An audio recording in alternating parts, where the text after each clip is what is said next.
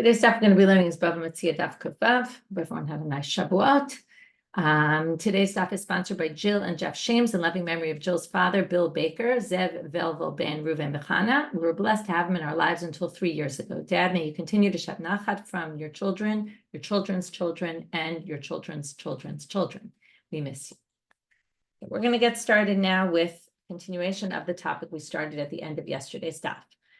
So somebody is a chokher. Remember, a chokher is not an aris where they pay percentages. None of this would be relevant for an aris, because an aris, if something happens to the field, like the field is devastated, well, obviously they don't pay, because anyway, they pay a percentage of what grew. So whatever they're going to pay a percentage of whatever grew. If very little grew, then obviously they won't have to pay more than whatever percentage they had committed anyway. But if they agreed to pay X amount of whatever grows in the field, and then, right, a certain amount, a certain measurement, which seems not related to what grows in the field, but then while they're working the field, some terrible thing happens, like locusts, blight, some sort of, windblast, and something terrible happens, then they can deduct from the amount based on the loss that they incurred. Never really discusses, even though you would have expected, how exactly do we calculate this deduction? Okay, because it seems to say you deduct, sounds like perhaps nothing even grew, so it would seem like you should not have to pay anything. Doesn't really talk about it, and I'm just putting that issue aside. Never really gets to how exactly do we calculate the deduction, but it seems like you would deduct based on the loss. How exactly, we don't know. So now the issue becomes, as all depends on whether it's a Makat Medina, and we saw this machlok at Rav Yehuda and Ulla about whether we mean Makat Medina, the majority of that valley, the majority of the fields were affected by this, or perhaps if you didn't read Shmuel Mishkan's article about locusts, you can read it now, or perhaps we're talking about just the 4 fields around. And then we started with a whole slew of questions, and we're in the middle of those questions. What if those 4 fields around are not indicative of whether the plague would have affected them or not? For example, if you hadn't planted if nothing was planted in those surrounding fields, then we have no way of knowing whether they would have been affected or not. Or what if, and now we're starting at the top of our daf, zera acher mai, what if something else was planted there? And then you could claim, well, maybe the locusts ate the grains, but they wouldn't have eaten, right? They didn't eat the other thing that was in the person's near, let's say there were legumes. They didn't eat legumes. Maybe locusts don't like legumes. Or maybe the wind blasting, somehow affected this, didn't affect that type of crop. What if we say, if something, again, what's the issue here? We're talking about if you hold that it's the 4 surrounding fields, and the 4 surrounding fields had something else planted there, then there's no indication about whether that wind blasting would have affected all those 4 fields, in which case, let's just say we could call this a Makat Medina, because we don't have any way of really knowing. Let's say you do say it's a Makat Medina, even if they weren't affected because they had planted something different. That might be the difference between legumes and grains. But what if it was chite legabe sa'orim? What if it was, I planted wheat and the surrounding fields have barley, my wheat was affected, the barley wasn't? Is that different enough that we could say, oh, well, it's no indication about whether it's Makat Medina, let's just call it a Makat Medina, because, right, it didn't affect the grain, the barley, but it could have been some issue that affected all wheat. And had there had been wheat in the 4 surrounding fields, perhaps they would have also gotten affected, and therefore I can deduct. Well, we don't know. What if everyone had this wind blasting, but this field wasn't affected by that? It was affected by a mildew. Inami, or the reverse. And the answer is teku. We don't have any answers to any of these questions. Amarle, what if, okay, now we're going to have a whole bunch of issues, and the majority of these issues are actually going to be theological issues, which becomes very interesting how these theological issues kind of factor into halacha. And I think you'll find them a little bit surprising. Amarle zarachite. So I was told by the landowner, please plant wheat.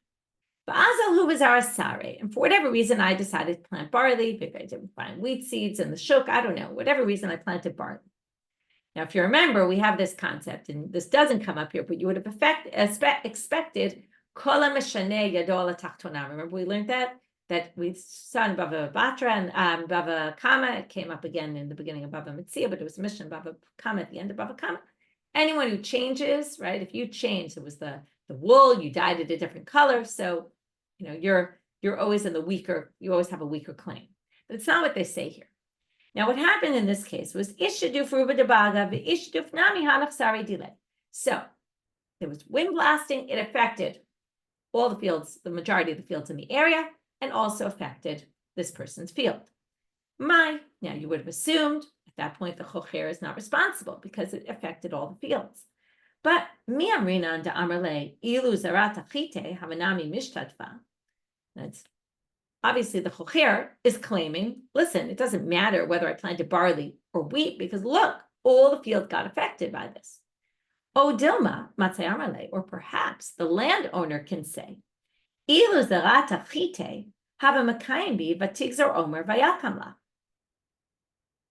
The owner could say, listen, had you planted wheat, the pasuk of vatigzor omer vayakamla, which is a little bit of a hard pasuk to translate. It's pasuk from Eov. All Eov psukim, or almost all of them, are hard to translate. But it sounds like what they're saying is, what I declared to happen would have come true. Now, what does that mean? So the commentaries, Rashi says that mashet tivakesh min hayotzer yaseh. What this pasuk means, what you ask from God will happen. This is a theological argument because what it's saying is, oh, if I pray to God for something, it'll happen. Now, what did the landowner claim? I prayed to God in the beginning of the season. Anilo bikashi, I'm back in Rashi. Mina shamayim, it's about 6 lines down from the top. Anilo bikashi mina shamayim b'tchilat shana sheyetzlecheni b'sorim ele b'chitim. I didn't pray to God for barley in the beginning of the season. I asked you to plant wheat. So I prayed to God for wheat. Now, there's this assumption, which is an interesting assumption. If I pray for something, it'll come true. And therefore, the owner is saying, look, you planted the wrong thing, and therefore my prayers were all off. Had I prayed for the right thing, God might have listened to my prayers. And even though, fascinating, all the other fields in the area were affected, since I prayed all season, perhaps God would have saved mine. Okay, wait till we get to some other claims here. And in fact, the Gemara says, Mistabra de Amrle, it seems logical that we're going to go with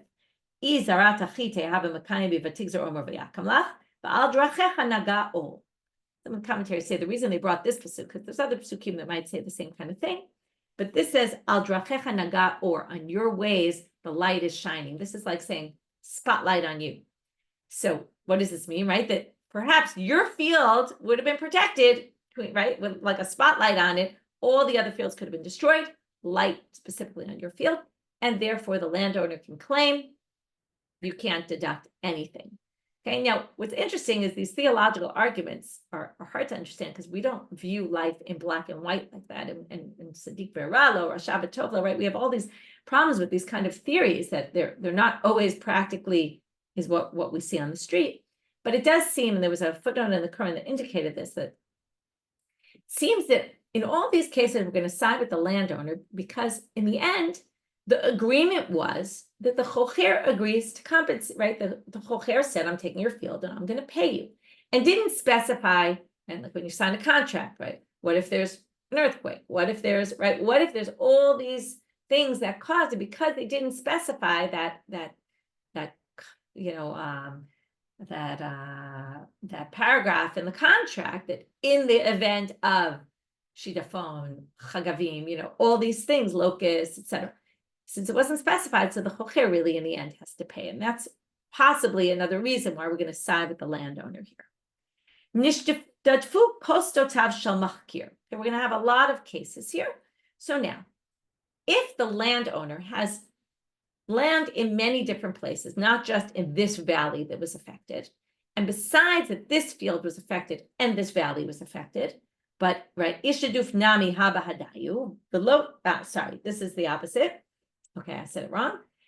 All the sadot of the machkir and ishaduf nami haba hadayu, meaning everything owned by this landowner was affected by this windblast. But lo ishaduf ruba debaga, that was where I said it wrong. But the majority of the fields in the valley were not affected. So what do we say? Mi amrinan, do we say, kevan de lo ishaduf ruba debaga lo menakil?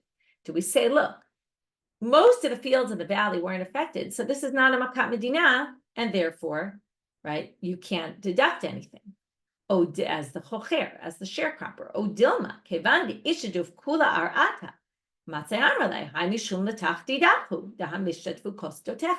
But if we bring in the theological piece, we're going to say, hey, wait, let's do some research here. Every single field of yours in all different places was affected. Now, and no one else's was, or not the majority of the fields. So the sharecropper can say, hey, look, it's your fault. You must have done something wrong and gotten God angry. And because you got God angry, he ruined your field. That's not my fault as the sharecropper. Why should I suffer because of your sins? Well, okay, now what did I tell you? And most of the theological arguments are going to side with the landowner. This is against the landowner. Well, not really, because mistabra da amarle, and this is going to be also surprising. The landowner can say, listen, if this is God punishing me, this is not a sign of God. How do I know it's not a sign of God? Because every single field of mine was wiped out. If it was God punishing me, he would have left me a little bit. How do we know this? Kedichtiv, as it says in the following pasuk in Yirmiyahu, ki nish'arnu ma'at meharbe. We've been left a little from a lot. Meaning when God punishes, he always leaves over a little bit. And look, I was wiped out entirely. This is clearly not the hand of God. And this argument is accepted. Interesting. Okay, again, I just want to point out the language here. In both the previous and this, it says mistabra this. Mistabra means it seems logical that this is the claim we would accept, even though it doesn't say this is how we rule. But basically, if this is what the Gemara is saying seems more logical, then obviously they're going to rule in that way. So again, we're going to side on the landowner side. And the landowner side, just because all my fields were wiped out, it's not my fault, because if so, God would have left over a little bit. Now, the reverse case. I'm the sharecropper. Every single field that I'm sharecropping on in different areas is suffering from the same issue, whatever it is, right? Ishtaduf, it has windblasted. And Ishtaduf ruba debaga, Ishtaduf nami badayu. Now, in this case, I'm doing your field in this particular valley. The whole valley is affected by the shigaphone. And other fields that I'm a sharecropper on in different valleys, which don't necessarily have the shigaphone in the whole valley. So what's the situation? Do we say, look, this field happens to be in a field where the majority of them were affected, and therefore the classic law would apply, and the sharecropper would be able to deduct. Oh, Dilma, or do we say, listen, the landowner can say, hey, every single field of yours was affected by this, and therefore, it's all your fault. You must have done something wrong, gotten God angry, and therefore all the fields you're sharecropping on are ruined. Because look, they're all ruined in the same way. So, mistabra, what's going to be the logical thing we're going to accept here? Who? Yes, the landowner can say it's your fault as the sharecropper. Now you're going to ask, why can't he say like the landowner said in the previous argument? But if it was God was angry with me, he would have left me something, right? And here God wiped out all of my fields, or something wiped out all my fields. And if it was the hand of God, because I was being punished for something, God would have left me something. We don't use that argument here. Why not? Well, first of all, because we keep siding with the landowner. But the other reason they're going to say, Mishum da Armale, if God would have left you something, says the landowner, he would have left you something on your own property. This is property you're not the owner of. So this whole concept doesn't apply because they're not yours anyway. So if it's your stuff, that applies for him. I was the landowner when I used that argument, right? It was some of my stuff would have been left over, but these weren't even your fields. And so then we can basically say it's clearly your fault. It's God punishing you. And it can be complete because these aren't your fields anyway. Okay, that was our three theological arguments of claims that the landowner can make, right? I would have prayed for, right? I prayed for the wrong thing, and therefore I wasn't helped, right? Or it's not the hand of God because the hand of God looks like this and not like that, right? Or the other argument where you can say it's the hand of God. Metzia. Now we'll still have some more theological things coming up, but right now we're going to talk about a contradiction to both Ulla and Rav Yehuda. Both Ulla and Rav Yehuda gave this definition of a makat medina, which is either the majority of the fields in this area, in this valley, or the 4 right around.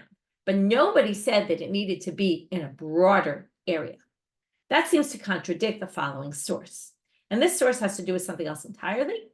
If there's laws at the end of Sefer Vayikra, if you sell an ancestral field, which is supposed to go back to you at the Jubilee year, then you can't. Now, there's always an idea when you sell land, you're obviously selling it because you need money. That's usually why you need some cash. You're a little desperate. So they always give you an option to buy it back. Okay. But if you sell ancestral land, you can't buy it back for 2 years. You have to allow 2 years. And specifically, it says in the Torah, b'mispar shnei tfuot yimkor lecha. You get 2 years of grains, meaning 2 years where you can grow the land before they can buy it back. So comes this bright and says, Hayta shnat shidafon v'yerakon o shvi'it, o shayu shanim k'shnei Eliyahu, eino oleh min minyan. You get 2 years to grow your crops before the owner can buy it back. What if that year nothing could grow because of a shidafon or a yerakon, or because of it was the Shemitah year where you couldn't plant anything, or it was shanim like the years of Eliyahu when there was no rain at all, and therefore nothing grew. So katane, okay, so those don't count. So if it was a year like that, you get a 3rd year basically. What's the problem here? Katane shidafon v'yerakon dumiya deshanim k'shnei Eliyahu. It's listed here shidafon, yerakon, and years like Eliyahu. We'll put the Shemitah aside right now. Years like Eliyahu, they're going to say whatever was true for the years of Eliyahu is going to also have to define what shidafon and yerakon mean. Meaning, that this is where we basically say, since things are parallel in a particular source, we're going to say that it's true. What's true for one is true for the other. Mashne Eliyahu de lo hava tuach klal. In the years of Eliyahu, nothing grew at all, anywhere. Af hachanami de lo hava tuach klal. Nothing grows anywhere. Okay, aval. But if there was some grain somewhere else, and the shidafon was only in this valley, but not in the next door valley, or not in some other country even, it seems, then that's not makat medina. So for the Sdei Beit Achuzah, the way we define shidafon and yerakon being makat medina, it has to be everywhere, like the shanim of Eliyahu, where there was no rain anywhere in the world, it even seems. Okay, we'll see in a minute why it seems clear they're talking about in the world and not just in the country. Whereas our issue is just in the valley. Amar Rav Nachman bar Yitzchak shani hatam damar krab b'mispar shnei tfuot yimkor lecha shanim sheyesh b'hem tfuah ba'olam. Because it says shnei tfuot, it has to be tfuot that are in, right? Therefore, they're going to say if there is tfuah in the world, that's considered a year of grains. Even if in your particular field there was no grains, but grains were growing somewhere else, that's still called a year of grains because there are grains that grew in other places. And that's why there it's specifically anywhere it would have to be in order for this law to kick in, that it doesn't count as one of your years if there was nothing anywhere, but by us, it's just local. Okay, it's not the same thing. But then, if we're assuming the issue here for the shidafon, yerakon, and shanim k'shnei Eliyahu, it doesn't count if there's no grains anywhere, because we say shnei tfuot, as long as there's grains somewhere, it's called a year of grains. Well, then we have a problem with the Shemitah. Now, Shemitah year, why is it not a year of tfuah? Because you're not allowed to plant. But where are you not allowed to plant? In Israel. You can plant anywhere else in the world. So that's why it seems like they're talking about worldly, not just regionally. But there's grains growing in other places. So it is a year of grains. So why are we not counting that year? Shvi'it is a different beast, because it's it's God. It came from God. It's a God-given law. Okay, Rashi says Hamelech bitlomi lezava'ah. The king, God, basically said you cannot grow grains this year. V'harehi kimisha ena. V'lo k'ra'ah k'tuv l'Yisrael shna tfuah. This isn't a year of grains in Israel. Okay, and therefore we're going to call it not a year of grains because God decreed it that way. So we're going to put that one different from all the others. And therefore, we're going to say that, okay, fine, there might be grains somewhere else, but there aren't grains here because God decreed there would be no grains. And therefore, this doesn't count as a year of grains if you bought your land in Israel. Whereas with the other issues, it has to be everywhere. Amarle, Yamar Zutra, Bered Rav Meri LeRavina, Elameata Shvi Lo Talelu Min Dirua. But wait, if you're not counting the Shemitah year, then the Shemitah year shouldn't count for something else. What else? Well, we have this other issue of if I sanctify a field, an ancestral field, which is basically going to be mine, like if I sanctify it, the way we calculate it is determined by a Torah law that says very specifically, how do we determine the value of this field if I'm sanctifying it to the temple? Well, since this is a field, if I sold it, it would return to me in the Jubilee year. So I value it at how many years are left till the Jubilee year. And for each year, okay, it's called in the Torah, it says it's 50 slaim or 50 shkalim, sorry, which is equal to slaim. Shekel in the Amoraim or the Mishnah time, with shekel already was half a selah, but the Torah shekel is considered a selah. 50 slaim, and we divide that by year. Every year a selah, and a little bit we add a punyon. We've talked about this law before. I'm going into the punyon right now, but basically the way you calculate how much this field is worth is you take how many years are left till the Jubilee year, and then one selah and a punyon for each year. Now, if you can't plant in the Shemitah year, then it doesn't really have value in the Shemitah year. If this is what we're talking about, it's not a shnei tuah, it's not a year of grains. So why would it count? Why don't we say, do it, how many years you have till the Jubilee year, but deducting, right? It should be not divided into 49 years. It should be divided into, or a 50-year cycle. It should be minus all the Shemitah years. Take away 7 years because those don't count. And that's not what we do. So, Amar le shanehatan dechazir lemishtecha b'peri. Now there is value to your property in the Shemitah year. Why? I can't plant there, but I could dry fruits there. I can use it to put out my fruits to dry. So it has value. Whereas when it talks about the steach huzah, it specifically talks about a year of grains, meaning a year you could grow grains. So there it actually has to do with using the land for growth, whereas sanctifying a field just means what's the value of this field to me? And it has value in the Shemitah year because I can use it for something, even if it's not for planting. Even though the usual use of land is planting, but they come up with some sort of reason. Okay, so this was an aside to basically, we started with this to basically contradict the definition of Makat Medina of Ulla and Rabbi Yehuda from the steach huzah. In the end, we say it's something unique there because it says shnei tvuot in the Torah, and that's a unique halacha there, whereas our halacha will be different. Amar Shmuel, lo shanu ela, back to theological arguments. Lo shanu ela, shezar'a b'tzimcha v'achla chagat. This whole halacha that the chokher gets to be exempted, or can deduct, is only if they planted, it grew, and then locusts came or the shidafon wiped it out. Aval lo zar'a klal, but if the sharecropper never planted there, then we don't say it. Why? Because again, comes the owner and could have the following argument. Da'amarle, ilu zarata hava makayim bi lo yavoshu be'etra u'bimei ha'avon yispau. Okay, now we take a pasuk from Tehillim that basically says, don't be scared at a time of bad things happening, and in a time of a famine, you will be satiated because you have kept the law, right? Then the obvious, right? What they're saying is you've kept the laws of God. Because you kept the laws of God, God will reward you even when other people are suffering and have problems, all will be good for you. So now comes the owner and says, hey, you didn't plant for me. Had you planted for me, I know everyone else in the area is affected, but perhaps mine would have been saved because I am a good God-fearing man. I basically am deserving to be saved. So therefore, it's your fault for not planting.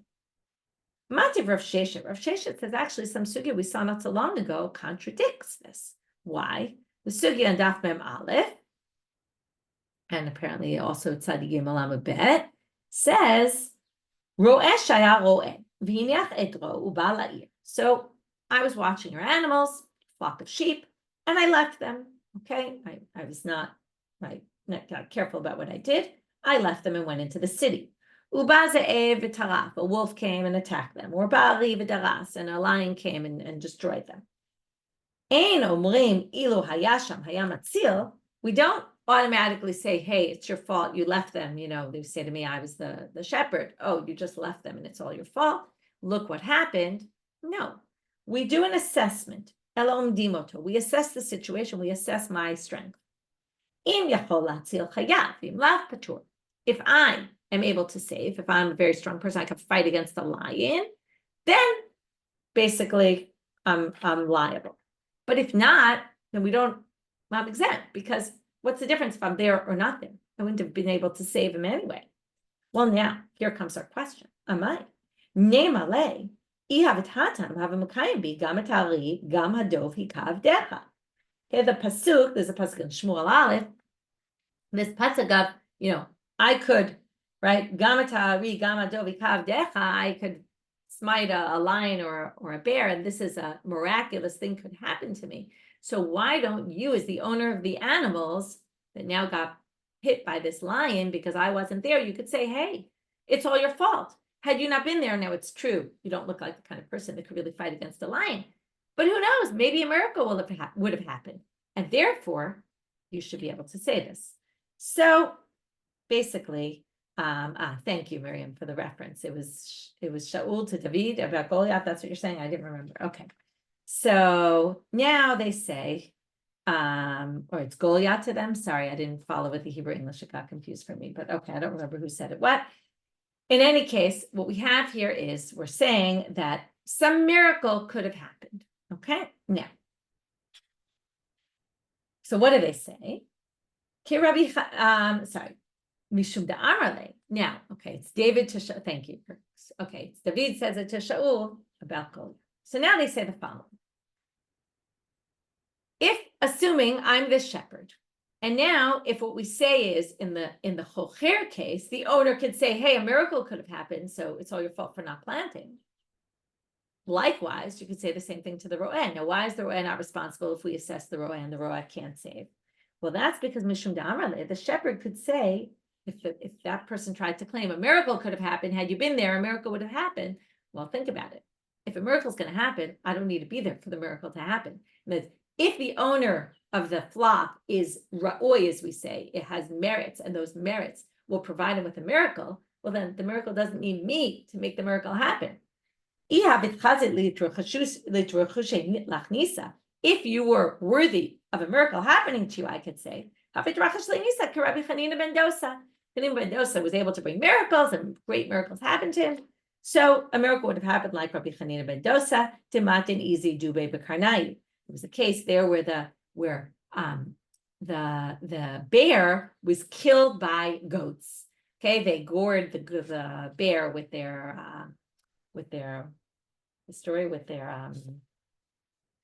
horns, and that could have happened. So now they say the name Ale So it's because the owner of the sheep can say, no, I wasn't talking about a huge miracle, like I'm not like Rabbi Yehuda ben Dosa, but perhaps a smaller miracle could have happened to me. And this is an interesting theory, right? That smaller miracles happen to average people, whereas, or above average people, whereas, maybe amazing miracles only happen to super above average people. So in the end, the Gemara says kasha, and we really don't know how to rectify the difference between these two sugyot, because again, in the shepherd case, we don't allow the miracle issue to play a role. We just assess, could I do it, right? Could I not? Whereas in the other case, we do allow the miracle claim to be a claim. So we don't have an answer to that question. Tanechad. Okay, now we're moving on to some other issues about this. We were talking about until now, it seems very simple. I'm a sharecropper working on your field, and what happens? Some terrible thing happens, a calamity, and I'm exempt as long as it has all the criteria that we discussed. Now it sounds like, okay, so I planted, something happens, I'm done. But now, starting from the top of Amud Bet, we now bring a contradiction between two sources, which each assume that there's something more than that we didn't see before. Why didn't we see it? Because the Mishnah didn't say it, but these Braitot say it, which is, the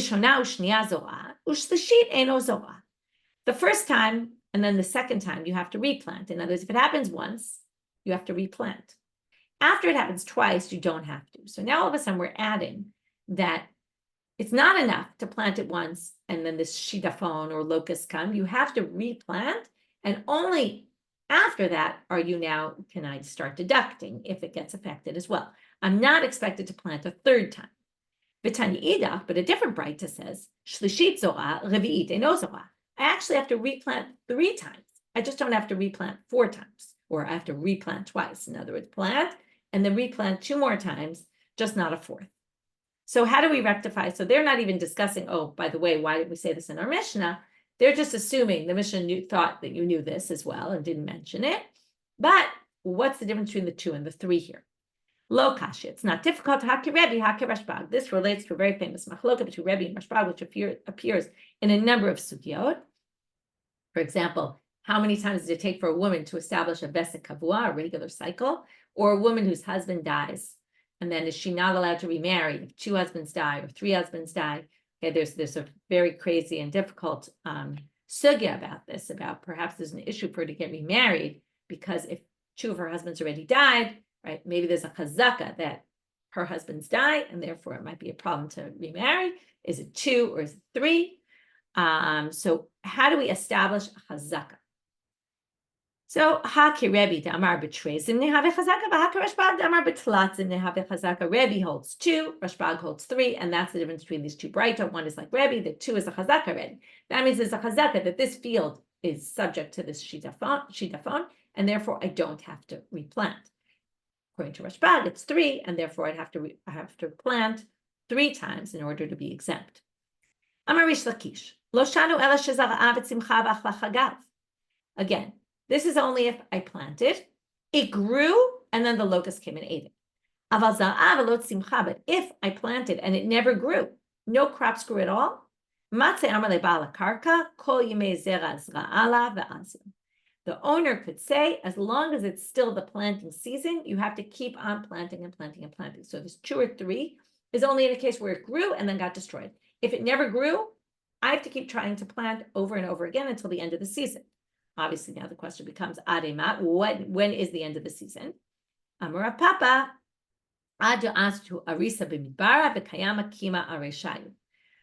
Kima is one of the mazalot, with the constellations, and there was a sugya, I believe it was in Brachot, where we had this sugya about different times of year, different constellations rise at different times of the day.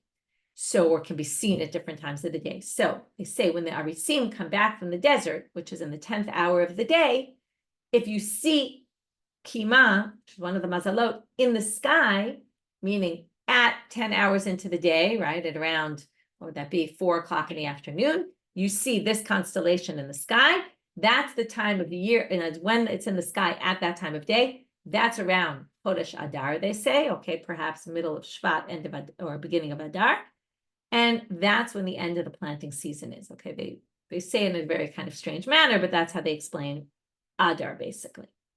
So now they say, okay, so basically, if you planted and nothing grew, even if there was other issues, locusts came, but it's not like they ate anything because nothing grew, then you have to keep planting. If it grew, then we go into the 2 or 3. Meitibay, but now we have a contradiction for the following source. And now we're going to see, we normally think of 4 seasons, they're going to talk about 6 seasons. There's the planting season, there's winter, there's the end of winter, we're going to call it cold, like the cold of the end of the winter. Then there's going to be katsir, the harvesting, and then summer, and then chol, which is the heat at the end of the summer. So we're going to have a thing that discusses the 6 seasons. We're going to have 3 different opinions about when the seasons are, but none of them are going to say that the planting season goes all the way to Adar, and that's going to be a problem. So Rashbag Mishum Rabbi Meir Omer, V'chenei Rabbi Shimon ben Menashe Omer, Kidvarav, okay, they both agreed about the following. Chatzi Tishrei, Marcheshvan, B'chatzi Kislev. This one's going to start with half months. The middle of Tishrei, Marcheshvan, and the middle of Kislev. Okay, obviously, if we're talking about 6 seasons, each one's going to be 2 months long. So starts at mid-month, ends at mid-month. Zera, that's the planting season. Notice when it ends, the middle of Kislev. Chatzi Kislev, Tevet, V'chatzi Shvat. Mid Kislev, all of Tevet, and half of Shvat is Cholef. That's winter. Chatzi Shvat, Adar, V'chatzi Nisan. Until the first half of Nisan is this core, which is the end of the winter season. Chatzi Nisan, mid Nisan, Pesach, right? Aviv, spring, Iyar v'chatzi sivan katzir. They don't call it spring though. They say it's the harvesting season. Chatzi sivan Tammuz v'chatzi av kayitz. Okay, the next 2 months is, so again, starting mid-month is summer. Chatzi av Elul v'chatzi Tishrei chol. Rabbi Yehuda monemi Tishrei, Rabbi Shimon monemi Mar Cheshvan. Okay, as opposed to starting mid. Okay, the first one started mid-Tishrei. So one starts the beginning of Tishrei, and basically Tishrei Cheshvan, Kislev Tevet, etc., which is going to end the planting season in Cheshvan. And the next one starts in Cheshvan, so it ends in Kislev. Either which way, it's going to end by the end of Kislev, the latest date, not Adar. So how does he get all the way to Adar, which is a few months later? Man mekel kulu. So first of all, they point out who's the most mekel here. Rabbi Shimon, the kulehai lo ka'amar, right? Rabbi Shimon's the most mekel, and he doesn't even go so far, right? His latest date is Kislev, and therefore we're far from Adar. Lo kasha had the kible minei b'chorfe, had the kible minei ba'afle. Well, there's different things that you plant in different seasons, right? There's certain things you plant in the beginning of the season, and those end, as all these opinions said, different opinions, but by the end of Kislev, the latest. But there's afle, which are the later things that could be planted later, and that's what we're talking about. If you accept it upon yourself to plant things that could be planted later, then it goes all the way to Ad. Okay, so that's not such a problem. Now we're going to go back to Rabbi Yehuda and the Mishnah. Rabbi Yehuda Omer, in kiblami menu b'ma'ot. Rabbi Yehuda had this opinion, if you remember, that if you accepted to be a sharecropper who pays money and doesn't pay crops, then doesn't matter what happens to your field, you're going to have to pay because you were paying in money, not in crops. There was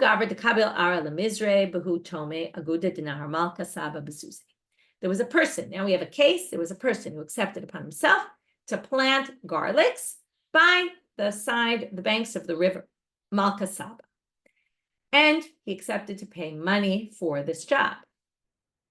Istechar Nahar Malka Saba. Now, somebody rerouted the stream, okay, the river, and kind of stopped it higher up, and the water never got to the field.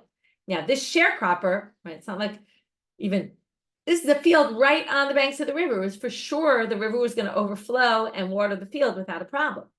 So the sharecropper claims, hey, the field got ruined, right? It wasn't my fault. I didn't know that someone was going to stop up the river higher up. After the kamei to Rava. So they come before Rava, and the sharecropper wants to say, I'm not paying you. Amar le, nahar malka saba lo avid mischar makat medina hi zil nakele. So Rava rules like him and says, listen, this is very unexpected, right? The river always flows. The fact that someone stopped it up at the top is not your fault, and therefore you can deduct from what you're supposed to pay. Amar le Rabban and Rava. The rabbis went to Rava and said, what happened? Ha'anan tanan. Did you forget our Mishnah? Rabbi Yehuda Omer kibla himenu b'ma'ol ben kach u'ben kach ino menakela min chachoro. Remember, this guy agreed to pay money. And Rabbi Yehuda says if you pay money, then there is no deduction. Amar lehu leitechashta Rabbi Yehuda. So Rava says, oh, nobody holds by Rabbi Yehuda. Whether really nobody holds by him or Rava held nobody holds by him, and Rava basically puts Rabbi Yehuda to the side. We don't rule that way. A new Mishnah. We have 2 more Mishnayot to finish up the page. Hamakabel sadeh mechavero. We're continuing all on the same theme. We're talking about a chokher in a field. So I agreed as a sharecropper to pay you 10 core of wheat, and I was planting wheat in the field, and the wheat went bad, and now I have bad wheat. Okay, it's wheat, but it's not good quality. Noten lo mitocha. We're now going to learn that when I agree to pay you in crops that grow in that field, I pay you whatever grows, whether it came out amazing, whether it came out really terrible. Okay, so I pay you from the field. I don't have to go to the shuk and buy you 10 core of good grains. If I did a great job and they came out fabulous, I can't just give you standard chitim from the shuk. I give you from the field. So now the Gemara is going to bring a case, has a bit of an exception to it. Well, I said I'm going to plant animal fodder. Okay, I'm going to plant like stuff that grows pretty quickly and not something worth so much. And right, that was the whole deal. That was what we wanted to plant in this field. But I promised to pay you in barley. Avda asfasta. Now I planted the fodder. It all grew. I'm done. Harsha v'zara sare. And then I planted after that, not according to our plan, but I planted then barley, so I could pay you with that barley. But then something went wrong and they didn't come out very good. Chokher, right? Like some disease happened to them, or and they're just not great.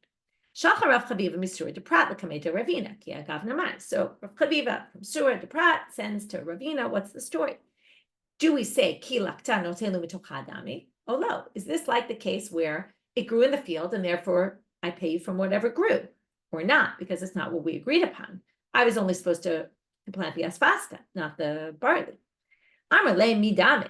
It's not the same. Hatam lo avda arash lichuta demara. Hacha avda arash lichuta demara. In that case, where it didn't grow well, it didn't do what it was supposed to do.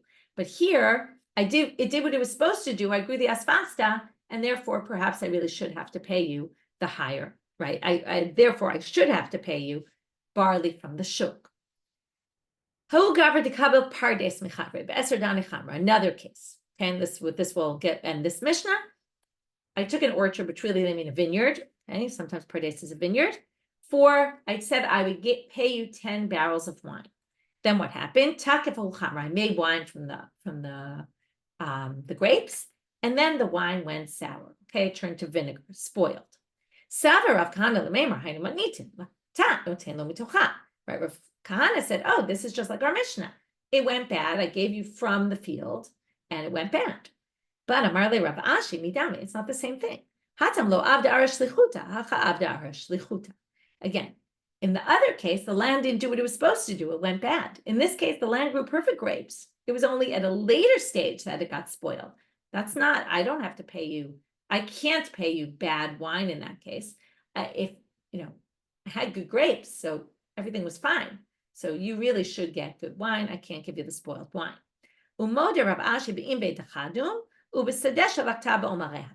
However, they agreed that if the grapes didn't go bad when they were attached to the ground, but they did go bad when they were in the pile waiting to go to the wine press, because they were still benefiting from the ground by using the ground to kind of be waiting there.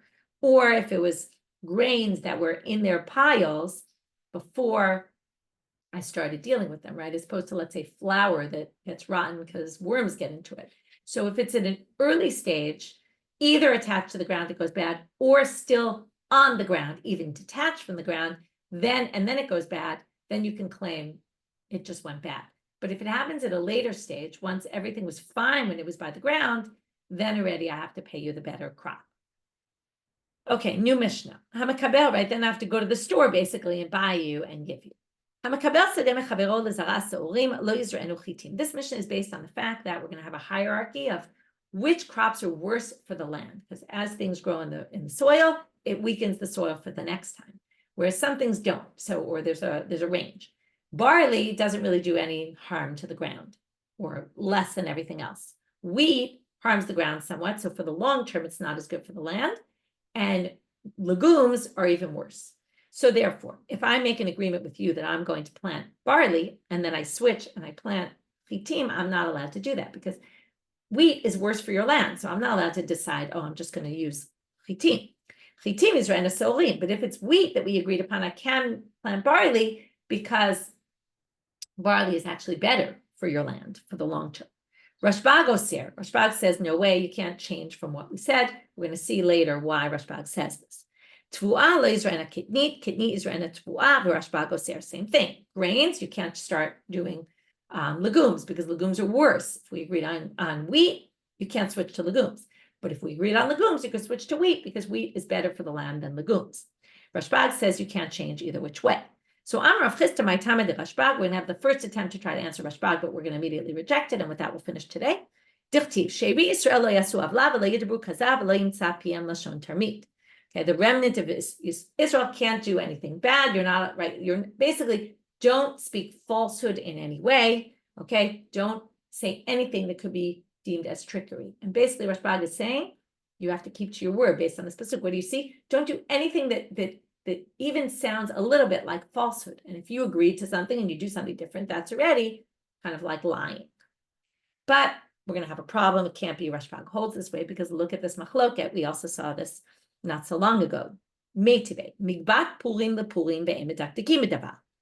If money was collected for Purim, has to go to pay the poor people for Purim. And deduct, there's a whole debate what exactly this line means, whether we don't check if someone really needs the money, or perhaps there's other interpretations, but we'll put that aside for now. The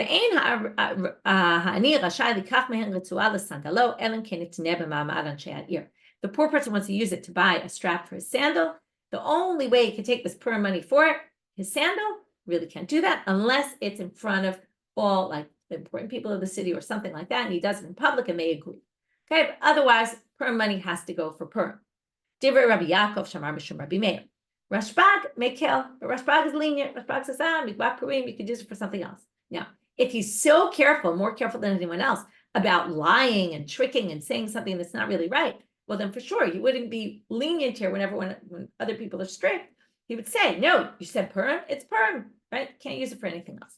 So it doesn't make sense that he's so careful about keeping true to word in that way. Doesn't fit with what he said otherwise. So we'll wait till tomorrow to figure out why Rashbag holds that way. So what we saw today really was, for the most part, these arrangements between a chokher, that type of sharecropper that basically pays X amount for whatever it is. It's an amount that was set up from the beginning. It has nothing to do with what grows. On the other hand, if the stuff doesn't grow because of some natural disaster, that's already a different story. And then the question is, at what point, then we learned already yesterday that then they can deduct, but the question is to what extent and in what case, and we had all sorts of limitations on that today, some of them for theological reasons, which was very interesting, and some for other reasons, and that's our review for today.